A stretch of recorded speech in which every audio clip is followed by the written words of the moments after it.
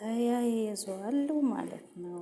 ተያይዘዋል። ሄሉና ናትዬ ይመቻችሁ፣ ያዝልቅላችሁ፣ አንድ አድርጋችሁ መጣላትን ሳይሆን መፋቀርን ያወፍቃችሁ። ሰላም አለይኩም ወራህመቱላሂ ወበረካቱሁ። ውድና የተከበራችሁ የቻናሌ ቤተሰቦች እንዴት ናችሁ? ሰላም ናችሁ አላችሁ? እኛ አለን አልሐምዱሊላህ።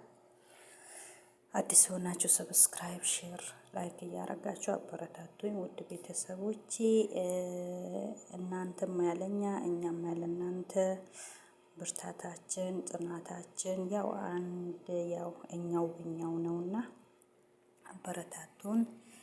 ሄሉዬና እንግዲህ ናትዬ እየቀጠሉ ነው የድሮ ትውስታቸውን እንግዲህ አምጥቶ በፊት ለፊቷ ደቅ ነው እንግዲህ ምን እንትለም ይሰማታል አይሰማትም የሚለውን እንግዲህ ሄሉዬ በጣም እየተነፋረቀች ትውስታዬን ወደኋላ መለስከኝ ምናምን እያለችው ነው። ግን ያው ሁለቱም ያልጨረሱን ነገር አለ።